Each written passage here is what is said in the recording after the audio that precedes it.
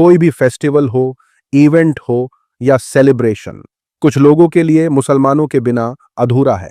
UP के अमरोहा में एक स्कूल फंक्शन के दौरान इसका सबूत देखने को मिला। ये वीडियो अमरोहा जिले के मेस्को पब्लिक स्कूल का है। यहां एक प्रोग्राम रखा गया। इस प्रोग्राम में लड़कों ने धुरंधर मूवी के गाने पर बुर्का पहनकर डांस किया। डांस घूंघट पहनकर भी किया जा सकता था, लेकिन बुर्के को ही क्यों चुना? ताकि एक तबके को नीचा दिखाकर दूसरे तबके को खुश किया जा सके। इस पर मुस्लिम संगठनों को ऐतराज है। उन्होंने स्कूल पर एक्शन लेने की मांग पुलिस से की है। पुलिस ने जांच शुरू की। सोशल मीडिया पर चल रहा है हिजाब और बुर्का पहनी महिलाओं की नकल करते हुए ऐसे नाच कर मुस्लिम समुदाय को छिड़ाने की घटिया कोशिश की गई है। हैरानी इस बात की है कि स्कूल के मैनेजमेंट ने ऐसे नाच को परमिशन कैसे दे दी। ये मामला सिर्फ मुस्लिम समुदाय का नहीं बल्कि महिला सम्मान का भी है। साथ ही साथ सीनियर पत्रकार दीपक शर्मा ने कहा, ऐसा डांस तो रहमान डकैत ने भी नहीं किया, जो अब यूपी के स्कूलों में हो रहा है। जानबूझकर लड़कों को बुर्का पहनाकर गोद में उछाला जा रहा है। सच ये है कि यूपी में किसी न किसी बहाने से माहौल गर्म किया जा रहा है। अंधभक्त जहां बुर्का पहनकर धुरंधर के गाने पर डांस कर रहे हैं, वहीं दूसरी तरफ एंकर अर्नब गोस्वामी धुरंधर फिल्म को घटिया बता रहा है। एंकर ने लाइव डिबेट के दौरान कहा कि धुरंधर जैसी झूठी फिल्में मत देखो, उसमें कुछ भी सच नहीं है। वो एक फिक्शन मूवी है और कुछ नहीं। फिल्म बनाने वालों में अगर दम है तो कुलदीप सेंगर के अपराध पर फिल्म बनाओ। जनता अक्षय खन्ना का डांस नहीं देखना चाहती, वो सच्चाई देखना चाहती है। अगर गूदा है तो उन्नाव केस पर फिल्म बनाओ, रियल क्राइम पर मूवी बनाओ, सेंगर को एक्सपोज करो। अर्नब गोस्वामी का ये रूप देखकर आईटी सेल वाले छुप गए हैं। उनको ये समझ नहीं आ रहा है कि अर्नब की ये नाराजगी कब खत्म होगी। I want to tell them, don't watch Dhurandhar. We don't want to see Akshay Khanna's dancing. Make a film on what happened to Singer. Let the people of this country know the truth of what's going on in our country. Social media पर चल रहा है कि अर्नब ने धुरंधर का propaganda expose करके ध्रुव राठी को support कर दिया है, यानी अंधभक्तों के लिए आउट ऑफ सिलेबस की बात। साथ ही साथ लोगों ने कहा, अगर ऐसा ही चलता रहा तो कुणाल कामरा इसे अपने शो में ना बुला ले। मुझे तो ऐसा ही नजर आ रहा है। साथ ही साथ खबर निकल कर आई है यूपी से। राजस्थान के धौलपुर के रहने वाले राजेंद्र सिसोदिया को पुलिस ने यूपी के वृंदावन से गिरफ्तार किया है। राजेंद्र सिसोदिया बहुत गंभीर जुर्म करके फरार चल रहा था। पुलिस की नजर से बचने के लिए वो बुर्का और लिपस्टिक लगाकर घूम रहा था, यानी औरत बनकर घूम रहा था। 15 दिसंबर को राजेंद्र नाबालिग लड़की से अपराध करके भागा था। राजेंद्र के खिलाफ पहले से 5 केस दर्ज हैं।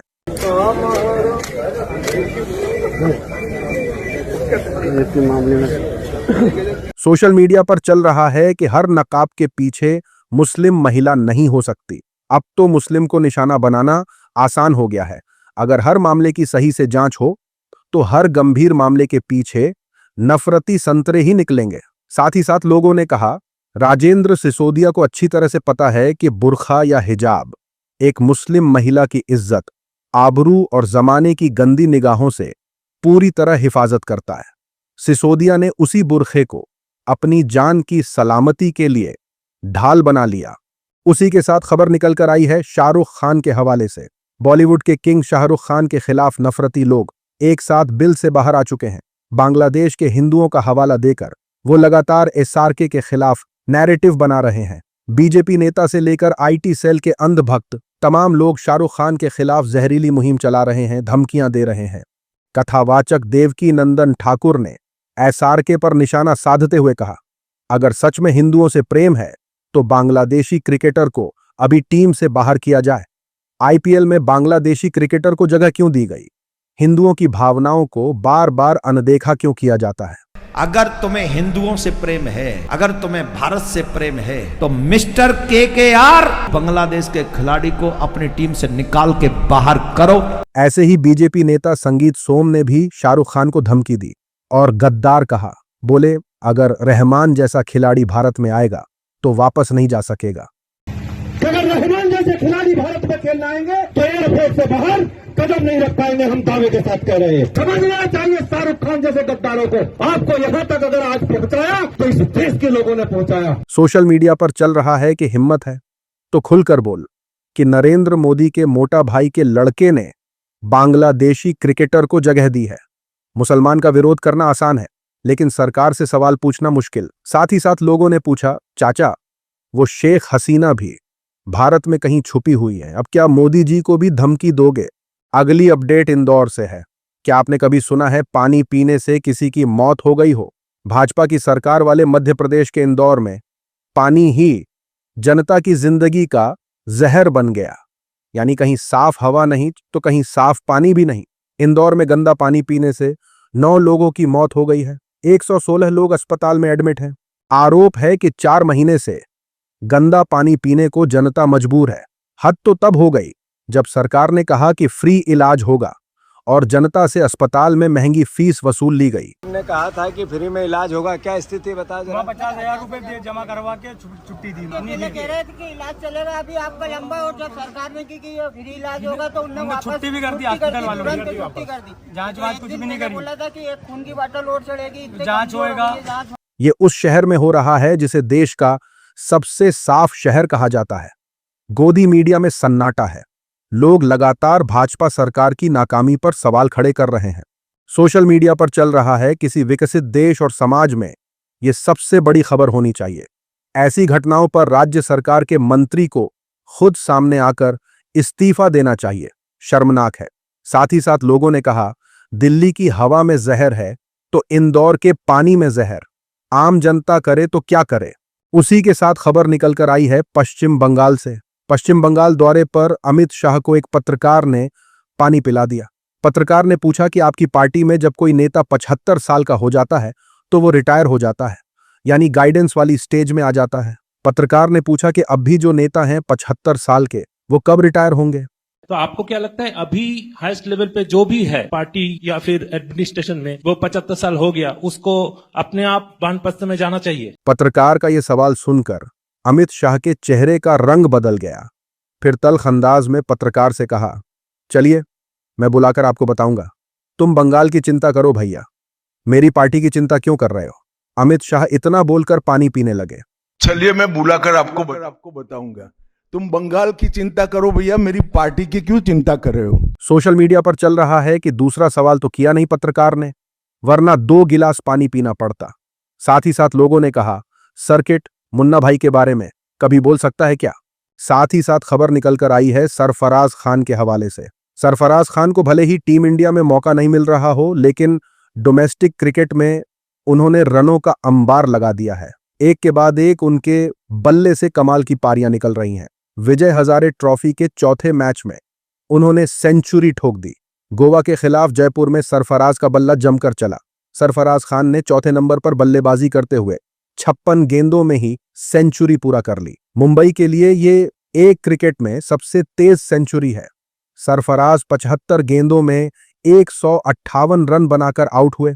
उनकी पारी में 9 चौके और 14 छक्के लगाए। इस दौरान उनका स्ट्राइक रेट 209 का रहा। सोशल मीडिया पर चल रहा है कि सरफराज खान को सही से मौका दिया गया होता तो ये खिलाड़ी अगला विराट कोहली साबित हो जाता, लेकिन सियासत की वजह से सरफराज को शानदार परफॉर्मेंस के बावजूद टीम से बाहर रखा गया। साथ ही साथ लोगों ने कहा, जब तक गौतम गंभीर है, सरफराज चाहे जितने रन्स बना ले, वो उसे टीम में आने नहीं देगा। उसी के साथ देखिए गोदी मीडिया ने किस तरीके से नए साल में नफरत का ब्लूप्रिंट तैयार कर लिया है। गोदी मीडिया की prime time anchor Shweta Singh ने अपने शो में दावा किया है कि 2050 तक पूरी दुनिया में मुसलमानों की तादाद सबसे ज्यादा भारत में होगी। भारत में मुस्लिम आबादी बढ़ेगी तो दंगे बढ़ेंगे। इतना ही नहीं, एंकर ने दावा किया कि अगले 25 साल मथुरा और काशी का मंदिर मस्जिद बवाल ज्यादा चर्चा में रहेगा, लोगों में बहस का मुद्दा रहेगा। भारत में मुसलमानों की आबादी सबसे ज्यादा होने से नए नए सांप्रदायिक विवाद भी देखने को मिल सकते हैं। एक तरफ जहां दूसरे देश दुनिया पर हुकूमत करने की तरकीब बना रहे हैं, यानी अपने लोगों को अच्छी तालीम, टेक्नोलॉजी, रोजगार और बेहतर सहूलियात देने का वादा कर रहे हैं, वहीं भारत में गोदी एंकर दंगे भड़काने का ब्लूप्रिंट बना रहे हैं। सोशल मीडिया पर चल रहा है कि ये एंकर 2000 के नोट में चिप ढूंढ रही थी, तब से इसका सिविक सेंस 0 हो गया है। बीजेपी ने इसे गुलाम बना लिया है। साथ ही साथ लोगों ने कहा कि ऐसा घटिया चैनल मैंने आज तक नहीं देखा। अगली अपडेट दिल्ली से है। देश की राजधानी दिल्ली में एक बार फिर मजहब के पहचान के आधार पर नफरत का मामला सामने आया है। कश्मीरी मूल की एक मुस्लिम लड़की मुनाज़्ज़ा ने सोशल मीडिया पर अपना दर्द बयान करते हुए बताया कि उन्हें दिल्ली में सिर्फ इसलिए घर देने से मना कर दिया गया क्योंकि वो मुस्लिम हैं। फ्लैट तलाशने के दौरान उनसे सीधे तौर पर उनकी धार्मिक पहचान पूछी गई और एक मकान मालिक ने यहां तक शर्त रख दी कि अगर वो हिजाब पहनना छोड़ दे तभी उन्हें फ्लैट किराए पर दिया जा सकता है। तो यहाँ पे जो आधी पॉपुलेशन है वो तो मुस्लिम्स को फ्लैट ही नहीं देते। कोई ये बोलता है कि आप कश्मीरी मुस्लिम हो, क्या मतलब हम इंसान नहीं है? एक बात को बोल रहा है आप मोहम्मदन हो, और एक बंदे ने तो ये भी बोल दिया कि कोई मसला नहीं है, हम आपको फ्लैट दिला देंगे, आप जिस अपना हिजाब बता देना। सोशल मीडिया पर चल रहा है कि देश के हालात नेताओं ने अपने फायदे के लिए बदले हैं, जिसका नुकसान आम इंसान को झेलना पड़ रहा है। साथ ही साथ लोगों ने कहा मकान नहीं इंसानियत की कमी है। उसी के साथ खबर निकलकर आई है एक्ट्रेस नुसरत भरूचा के हवाले से। एक्ट्रेस नुसरत भरूचा ने बीते दिन उज्जैन के महाकाल मंदिर में पूजा की। इस पर मौलाना शहाबुद्दीन रजवी ने ऐतराज जताया है। मौलाना रजवी ने कहा कि नुसरत ने मंदिर जाकर बड़ा गुनाह किया है। उन्होंने दावा किया कि यह इस्लाम के खिलाफ है और इसके लिए नुसरत को तौबा करनी चाहिए, कलीमा पढ़ना चाहिए। नुसरत भरूचा तौबा करें, इस्तिग़फ़ार पढ़ें और कलमा पढ़ें। उन्होंने इस्लाम के उसूलों के खिलाफ काम किया है। इस बवाल को लेकर लोग बोल रहे हैं कि नुसरत आजाद है, उसकी मर्जी है वो कहीं जाए। वैसे भी एक्टर लोगों को ये सब करना ही पड़ता है, उनका कोई दीन ईमान तो होता नहीं है। वहीं मौलाना शहाबुद्दीन रजवी के बारे में लोग बोल रहे हैं कि ये तो पेटीएम वाले मौलाना हैं। जब कोई मुद्दा नहीं होता तो गोदी मीडिया इनके पास पहुंच जाता है। सोशल मीडिया की वायरल खबरों में आज के लिए इतना ही। अपनी राय और सुझाव कमेंट में जरूर बताएं। मिलूंगा अगली वीडियो में, तब तक के लिए अपना ख्याल रखें।